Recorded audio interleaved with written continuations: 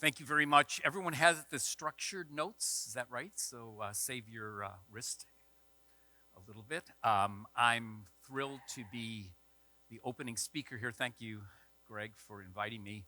I did my MDiv and PhD here, so it's always good to come home. My topic is a theology of the body and human sexuality, God's divine design, and did God actually say? Coming at this from a biblical and systematic theology point of view.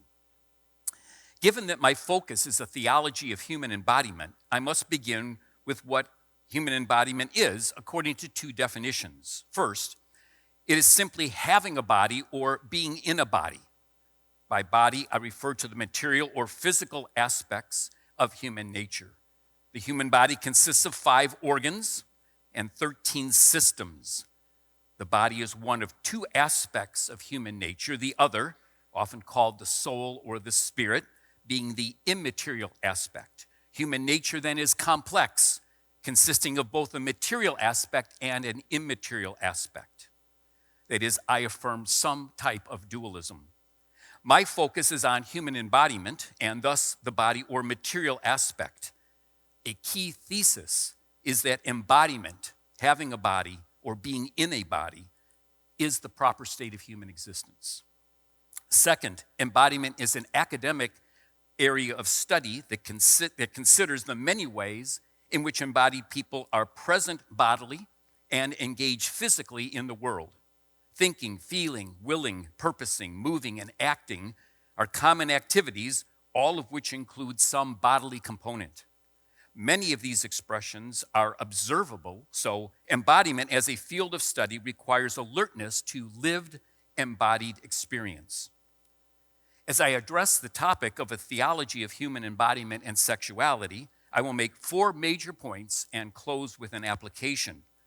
The 4 major points are 1, the created body, 2, the gendered body, and I'm going to use gendered and sexed in this context as synonyms. I know there's a difference, we'll come back to that. But for the sake of simplicity, I'm going to use gendered and sexed interchangeably in this context. Third, the social body, and fourth, the sexual body. The application will cover 2 contemporary issues. Number 1, body image and devaluation of the body, and 2, gender dysphoria and transgenderism. First, a theology of human embodiment, the created body. I ask a rhetorical question, which I wish we had time to discuss. Do you agree or disagree with the following statement? I am my body. I'm not asking you to affirm or to deny the statement, I am only my body. I hope we would all disagree with that statement. Nor am I asking you to affirm or deny the statement, I am identical with my body, which the constitutional view of human nature rightly denies. I do not affirm physicalism, either reductive or non-reductive physicalism, nor do I affirm the identity thesis of I and my body. Both views have their problems. Rather, I do affirm I am my body in the following ways. The way we feel about our embodiment significantly conditions the way we feel about the world. I am who I am, principally in virtue of the fact that I have the body I have. If I had a different body, say that of my spouse or that of my best friend, I would be a different person altogether. Without this body, I do not exist, and I am myself as my body. As Frederica Matthews Green offers, the initial impression that we stand critically apart from our bodies was our first mistake.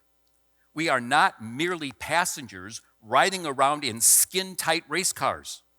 We are our bodies. They embody us. So, do you agree or disagree with the statement, I am my body? God's design for us is that we are embodied human beings. Embodiment is the proper state of human existence and nature. This perspective should lead to a lessening of negative attitudes about and treatment of the body, leading up to a personal application. Are you thankful for God's creation of you as an embodied human being? I believe I have biblical and theological warrant for this position on created embodiment. Fundamentally, Scripture assumes throughout that human existence is properly an embodied existence. It specifically addresses this in the opening chapter, Genesis 1, 26 to 28. And as Gregg has just read this, I will just make a comment on it. We have verse 26, we have the divine deliberation concerning the creation of humankind as image bearers of God who would rule over the rest of the created order. In verse 27, we read of the actualization of that divine purpose. God created humankind in the divine image such that there were male gendered image bearers and female gendered image bearers. Verse 28, finally, we encounter the so-called cultural mandate, the charter that God established with humankind to build society, to build civilization for human flourishing. The two aspects of this mandate are procreation, be fruitful and multiply and fill the earth, and vocation, subdue the earth and exercise dominion over the rest of the created order. As Timothy Tennant in his book For the Body similarly offers, human beings bear the divine image through fruitfulness and reproducibility, and human beings bear the divine image through the exercise of dominion, being co-regents with God in his rule and reign in this world. Importantly for our point, for human beings as divine image bearers to carry out their divinely designed purpose, they are and must be embodied image bearers. Embodiment is the proper state of human existence. In this earthly life, if we aren't embodied, we don't, even more, we can't exist, nor can we fulfill the charter that God has established with us as his image bearers. God has created us to be embodied people, so we embrace our created embodiment. Are you thankful for God's creation of you as an embodied human being? Number two, a theology of human embodiment, the gendered body. Again, gendered and sexed in this context I'm going to use interchangeably. As with my first point, I begin this second point by asking a rhetorical question, which I wish we had time to discuss. Do you agree or disagree with the following statement? Every human being has an engendered experience of their own being. For example, a woman self-consciously experiences herself as a female gendered embodied human being and reflects directly on the meaning of being a female gendered embodied human being. Switch that for men. A thesis is that because sex or gender almost completely map onto embodiment, an essential given of embodied human existence is maleness or femaleness. God's design for his human creatures is that they are male gendered embodied image bearers or female gendered embodied image bearers. To put it in common parlance, we are gendered all the way down. This fundamental given of human existence as maleness or femaleness leads to personal application. Are you thankful for the gender that God created you? I believe I have biblical and theological support for this position on gendered embodiment. As we saw in my first point, the actualization of the divine intention is, according to Genesis 1:27, God created man in his own image. In the image of God, he created him. Male and female, he created them. Narrated more in detail in Genesis 2:7, the creation of the first man, and Genesis 2:18 to 25, the creation of the first woman. This creation of human beings as male or female is neither unique nor surprising, for it follows the pattern of binary creation that is narrated in the first two chapters of Genesis. Nothing and something, creator and creature, heaven and earth, light and darkness, day and night, evening and morning, waters above and waters below, dry land and waters, sun and moon, the tree of life and the tree of knowledge, work and rest, good and evil. Importantly, the creation of human beings as male or female follows this pattern of binary creation. God created humanity as male and female. This common design underscores the fundamental givenness of human maleness and femaleness. There is no such thing as a genderless or odd-gendered human being. In terms of a very difficult exercise, I define a man in the following way. A man is a human being created in the divine image, in the male type of humankind, and who inherently expresses the common human capacities and the common human properties in ways that are typical of and fitting for a man. Similarly, I define a woman. A woman is a human being created in the divine image in the female type of humankind, and who inherently expresses the common human capacities and common human properties in ways that are typical of and fitting for a woman. A brief justification follows in 5 points. First, the divine creation of human beings results in image bearers who are either male or female. More specifically, there is the general kind, humanity or humankind, of which there are 2 types, male-gendered image bearers and female-gendered image bearers. Second, the ground for the distinction between these 2 types is biological. Men and women are fundamentally different because of chromosomes, hormones, and other physiological particularities like genitalia, skeletal, muscular, and brain structures. Specifically, a man is a human being who is characterized by a penis, testicles, the production of sperm, a general range of testosterone to estrogen ratio that is different from that range in women, a general range of muscle mass that is different from that range in women, and much more. From this biological foundation flows a man's capacity to impregnate women and his potential of being a father.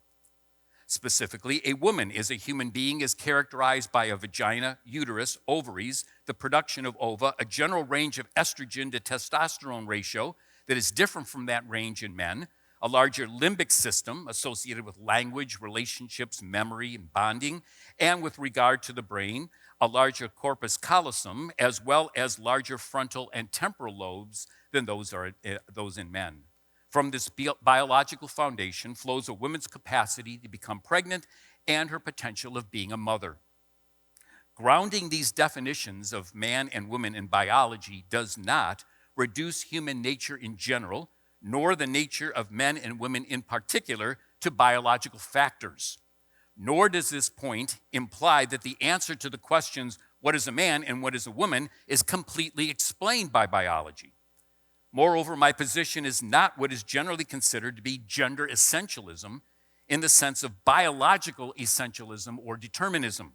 According to Philippe Duval, a professor here, biological essentialism destroys human freedom and moral responsibility and dismisses the influence of culture and context on the expression of one's gender.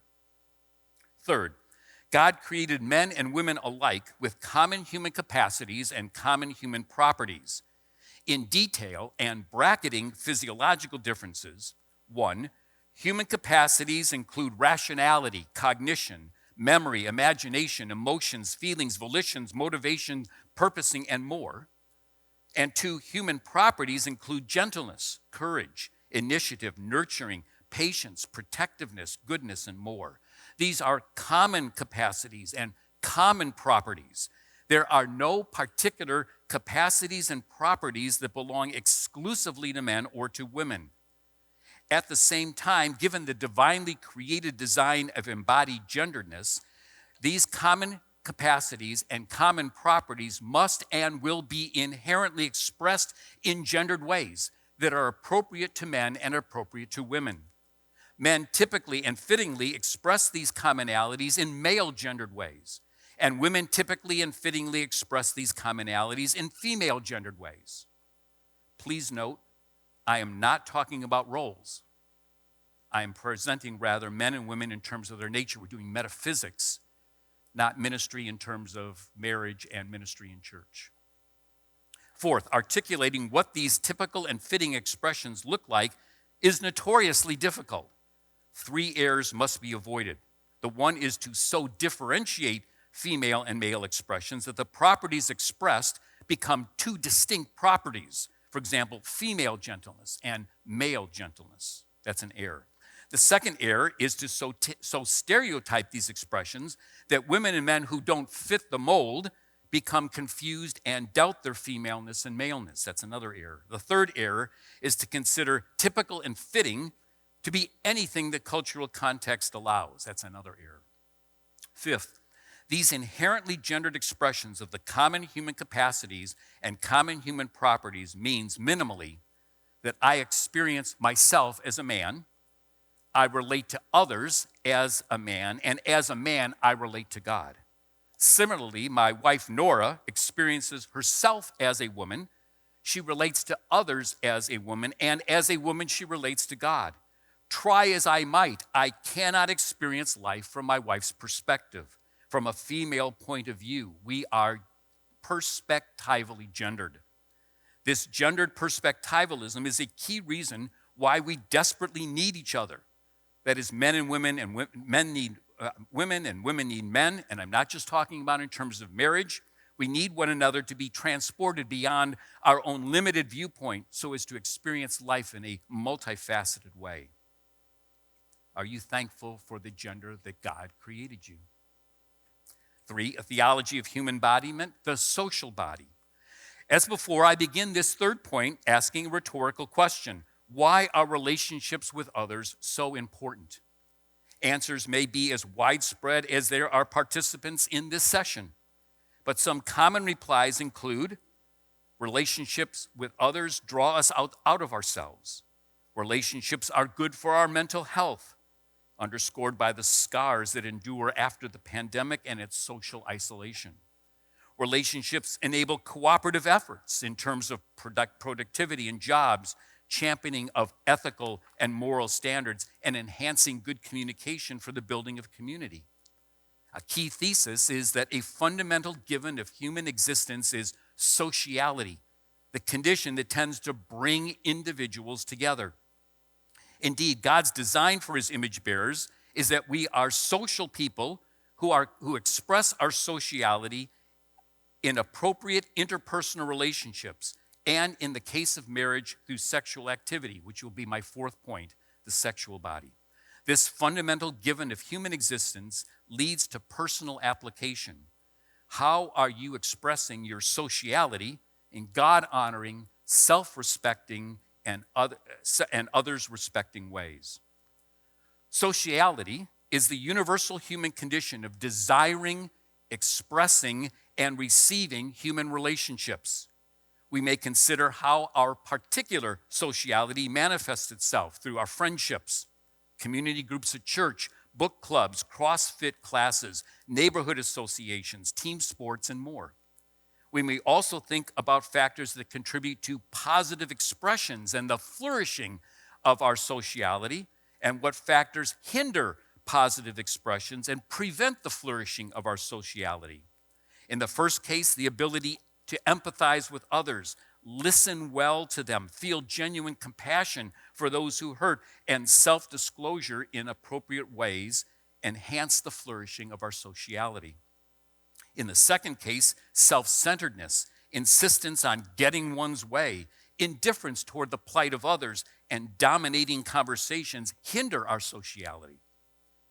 I underscore the fact that we are talking about sociality, not sexuality. Sociology is a personal and relational reality. It's not a physical activity. It's not sexiness. It's not seductiveness. It's not eroticism. Rather, it's the universal human state of being oriented toward others.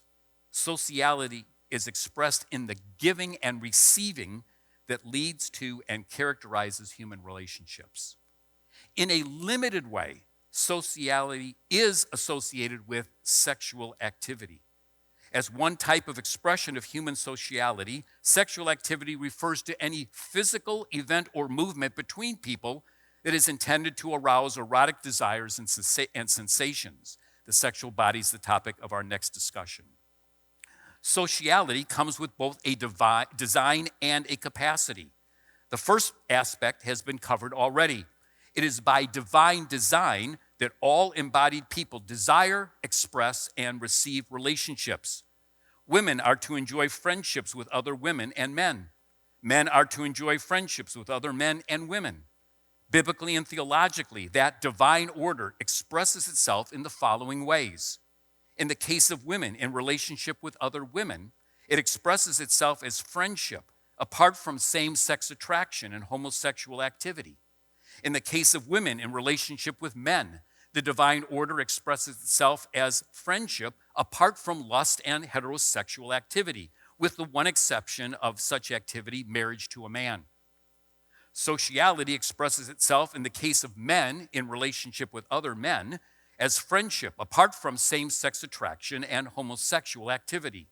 In the case of men in relationship to women, it expresses itself as friendship apart from lust and heterosexual activity, with the one exception, marriage to a woman.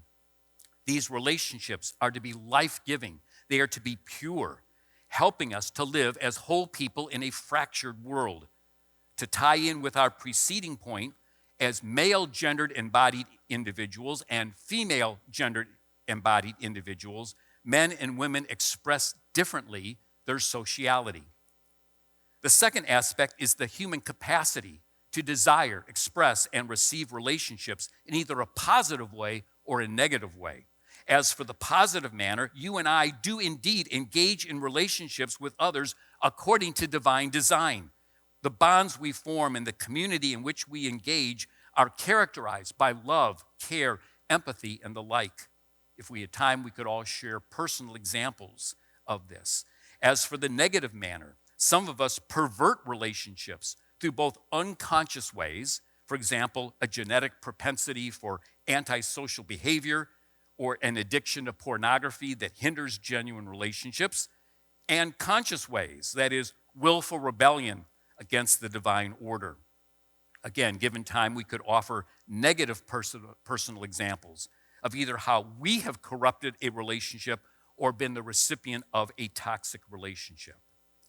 How are you expressing your sociality in God-honoring, self-respecting, and others-respecting ways? Fourth, a theology of human embodiment, the sexual body. Once again, I begin this fourth point with a rhetorical question.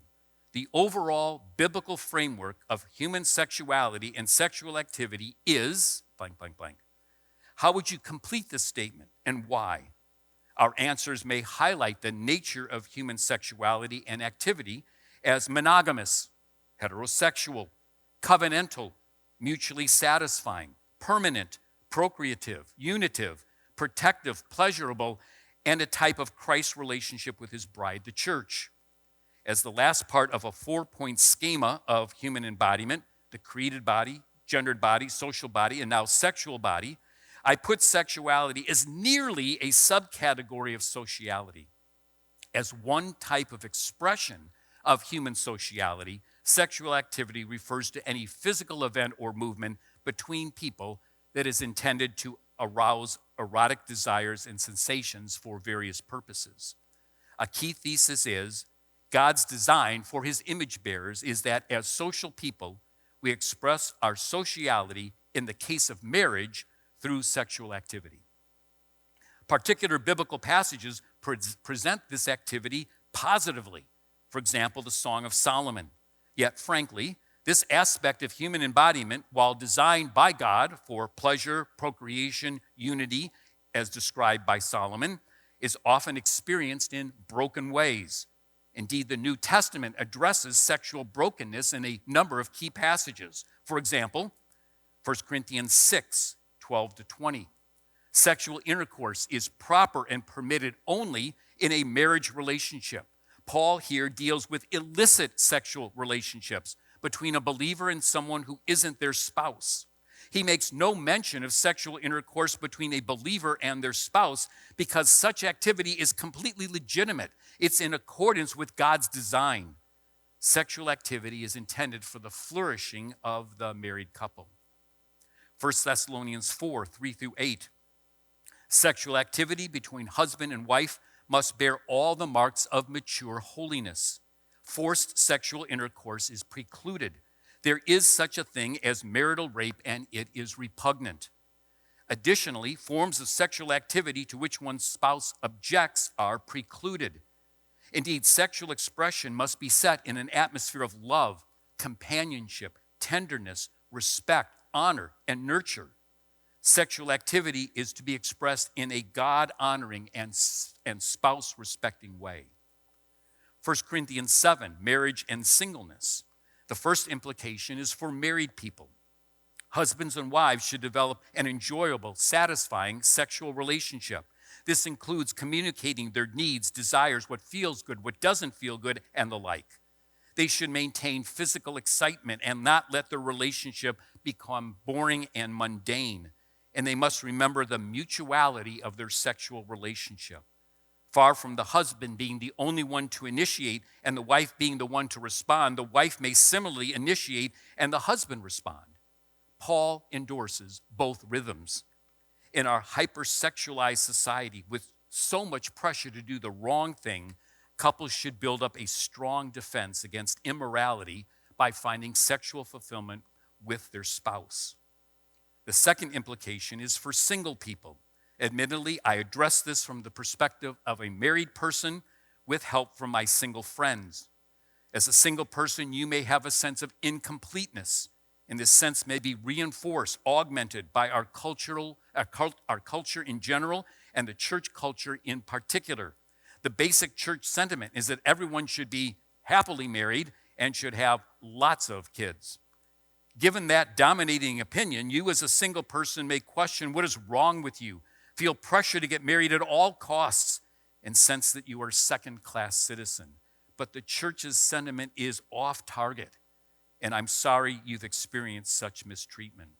As my own church's statement of faith affirms, your singleness by no means entails a loss or diminution of personhood, dignity, or contributive capacity. On the contrary, you are a holy and whole image bearer whom the church is to love and respect. In summary, as one type of expression of human sociality, sexual activity refers to any physical event or movement between people that is intended to arouse erotic desires and sensations for various purposes. A key thesis is God's design for his image bearers is that we as social people express our sociality in the case of marriage through sexual activity. So if married, how are you expressing your sexuality in God-honoring, self-valuing, and spouse-respecting ways so that your marriage flourishes? If single, how are you expressing your sexuality in God-honoring and self-respecting ways so as to flourish as a single person in community? Those are the first 4 points. Turn to application. First, theology of human embodiment, specifically the created body, body image, and devaluation of the body.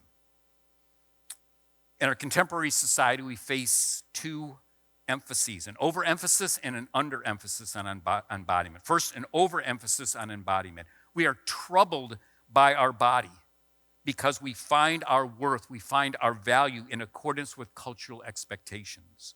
These norms dictate what our body, our perfect body, should be like in order for us to have value, feel successful, make progress, enjoy relationships, be appreciated. Realistically, however, more often than not, maybe never, our body does not match up to these cultural norms. The statistics are alarming. Over 95% of women and about 90% of men struggle with body image problems sometime in their life. This problem is pervasive in American society. What do I mean by body image? The subjective picture or mental image of your own body, how you see yourself when you look in a mirror or when you picture yourself in your mind. As a mental representation that you create, it may or may not bear close relationship to how others see you. When our body image is distorted, it often leads to mistreatment of the body, which takes on many forms of abuse or harm. Gender dysphoria, the phenomena of transgenderism, transageism, transracialism, transspeciesism, the obesity epidemic, anorexia and bulimia, compulsive exercise, orthorexia, body modification, selfie, dysmorphia, and more. An underemphasis on embodiment. Due to the old problem of Gnosticism and its contemporary iteration of neo-Gnosticism, a common worldview is that spiritual, immaterial realities are inherently good, while physical or material realities are inherently evil. This ancient heresy attacked the Christian church, as illustrated with 2 examples. The first, the Son of God could not become incarnate, that is embodied, by taking on a material human nature, that is, a body. That would be evil. Jesus only appeared to be a man. Example 2, salvation consists of the escape of the soul or spirit from the body. The latest manifestation of this ancient problem, neo-Gnosticism, may also lead to the devaluation of and disregard for the body.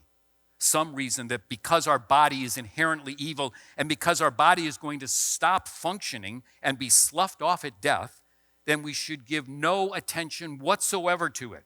Our body doesn't matter. So any concern for it is a complete waste of time. Some view the body in instrumentalist terms, not dismissing the body as inherently evil, but diminishing its importance. They may even consider the body as good, but not as good as the soul. So they spend their time pursuing spiritual disciplines while viewing physical disciplines as only serving an instrumentalist purpose. Keep the body functioning well so they can engage in the more important matters of spiritual growth, which is unrelated to the body. Still others imagine the human body is a mistake. C.S. Lewis quips, "The greatest joke is our body." Such disregard for or neglect of the body may manifest itself as indifference toward good nutrition, dismissal of proper exercise, disdain for rest and sleep, or extreme lethargy, and a general apathy for embodied existence. Why bother at all? A theology of human embodiment, especially our first point about the created body, provides a theological foundation from which to address these problems of body image and to overcome negative attitudes, devaluation of, disregard for, dismissal of the body, all negative attitudes toward the body. 2, a theology of human embodiment, gendered body, gender dysphoria, and transgenderism. We face a looming and disconcerting contemporary problem, detaching maleness and femaleness from biological sex, XY or XX, or as the current notion has it, sex is that which is assigned at birth. In place of the givenness of sex, now there is genderedness. One's self-identification is either male or female, regardless of one's gendered or sexed identity.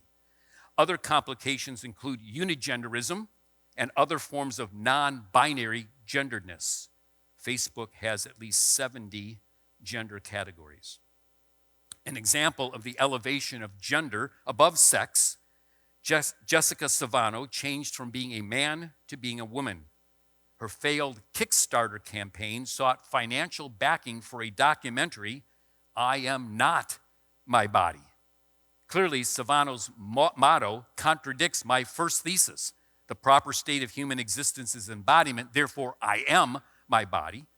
And her motto is, or his motto, is rooted in the detachment of maleness and femaleness from biological sex. The contemporary crisis that we face focuses on gender dysphoria or gender identity confusion. Definition of gender incongruence: the tension a person feels when their gender experience, their gender identity does not correspond to their biological sex.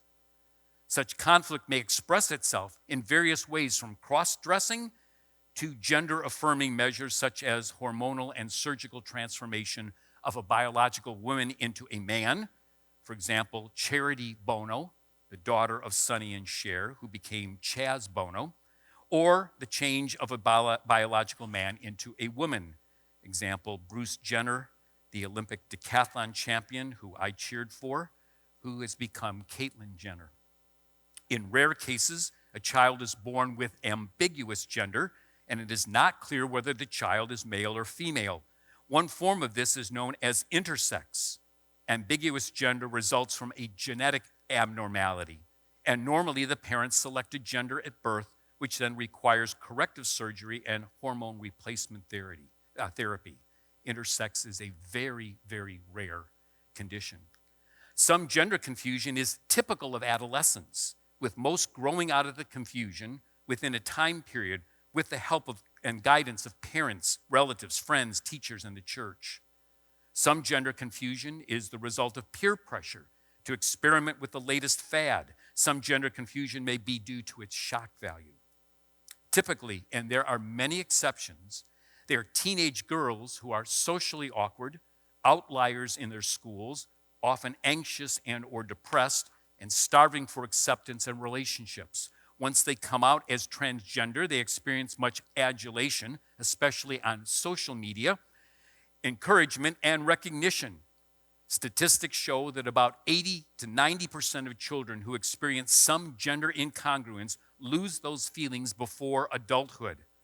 The DSM-5, in terms of gender-confused adolescents, 98% of boys and 88% of girls accept their biological sex after puberty. In many cases, the experience of gender dysphoria is real, and the pain and distress it causes should not be underestimated. And a diversity of opinion exists for managing such tension. Note the extreme measures that are being adopted to solve gender incongruence: puberty blockers, chest binding, gender-affirming hormone therapy, and sex reassignment surgery. Puberty blockers, and I'm drawing all my discussion here from both Mayo Clinic and Cleveland Clinic. Puberty blockers, children and adolescents who experience gender dysphoria may elect to suppress puberty temporarily through pubertal blockers, gonadotropin-releasing hormone drugs. These blockers suppress the body's release of sex hormones such as testosterone and estrogen during puberty. In boys, these drugs decrease the growth of facial hair, prevent the deepening of their voice, suppress the growth of their penis, scrotum, and testicles, and interfere with erections. In girls, these drugs limit or stop the development of their breasts and prevent the onset of menstruation. Chest binding. Girls or women who experience gender dysphoria may bind their chests to flatten and minimize the appearance of their breasts, making them look less like girls or women. Gender-affirming hormone therapy, both feminizing hormone therapy and masculinizing hormone therapy, produce physical changes to secondary sex characteristics in the body so as to align the body with a person's gender identity. Feminizing hormone therapy is applied to boys or men who transition to become transgender girls or women. This therapy involves taking medicine that blocks the action of testosterone and taking estrogen that lowers the body's production of testosterone and triggers the development of feminine secondary sex characteristics. Examples of such change include fewer erections, the development of breasts, smaller testicles, less muscle mass and strength, and less facial and body hair. Masculinizing hormone therapy is applied to girls or women who transition to become transgender boys or men. This therapy involves the taking of male hormone testosterone, which stops the menstrual cycle, lowers the ovary's ability to produce estrogen, deepens one's voice, increases facial and body hair, and increases muscle mass and strength. Sex reassignment surgery, or gender affirmation or gender confirmation surgery. Feminizing surgery is applied to boys or men who transition to become transgender girls or women and may include the reduction of the Adam's apple, insertion of breast implants, removal of the penis and scrotum, and construction of a vagina and labia. Masculinizing surgery is applied to girls or women who transition to become transgender boys or men and may include breast reduction or a mastectomy, removal of the ovaries and uterus, and construction of a penis and a scrotum. With all these measures, the hope is to make one's body conform more to one's gender identity, that is, for boys and men to appear more feminine and girls and women to appear more masculine. What is the church's response? Several points, and there could be many. Gender dysphoria is not based on science. Indeed, it is anti-science because it rejects genetic facts. Transgenderism is not supported by many feminists, trans-exclusionary radical feminists, Women's Liberation Front, for example, J.K. Rowling, Kelly J. Keene Minshul, who argue that transgenderism alienates people from their bodies and who assert that any man claiming to be a woman is making a bogus claim. He cannot possibly know what it is to be a woman because he cannot experience typical female lived experiences such as estrogen onset puberty, menstruation, the possibility of pregnancy, pervasive domination by men, giving birth, mistreatment and being demeaned by men, fear of being raped, and more.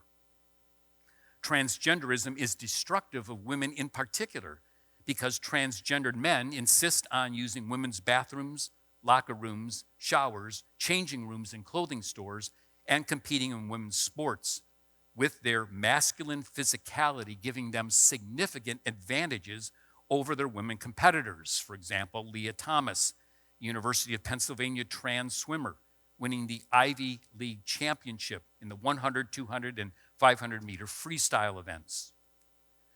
Dead naming and pronoun usage, difficult topic. A dead name is the name that a transgender person was given at birth, Paul, and no longer uses upon transitioning, Pauline used instead. This issue with pronoun usage is the choice that a transgendered person's acquaintances face, whether to use pronouns corresponding to the dead name, he or him with Paul, or to use pronouns corresponding to the transition name, she or her with regard to Pauline. There are two views. One, use the dead name and its corresponding pronouns, because to do otherwise would exhibit acceptance of transgenderism, belie the truth of that person's biological sex, promote the delusion into which the person has fallen, involve one in lying, and capitulate to disconcerting cultural norms. The second choice, number two, use the transition name and its corresponding pronouns, because such usage exhibits love and respect for that transgender person, demonstrates one's commitment to be hospitable to that person, and avoids cutting off communication. A few other suggestions for churches, and then I conclude. Avoid stereotyping masculinity and femininity according to conservative Christian cultural norms.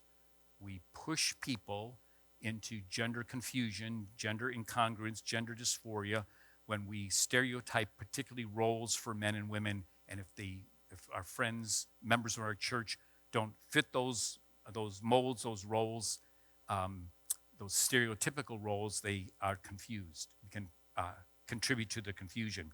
Second, don't support the requests. Don't support the requests for the extreme measures discussed above, and you put that already on the slide earlier. Don't place them in the category of unredeemable sinners. And they're not contagious. Weep for and express compassion for them, the love of Jesus. Help them accept themselves for whom God made them. Help boys appreciate and embrace their maleness. Same for men, same for girls and women. And then be prepared to care for and support them even long term. Finally, a theology of human embodiment, especially our second point about the gendered body, provides a theological foundation from which to address gender dysphoria, transgenderism, and the extreme measures being employed today. Thank you.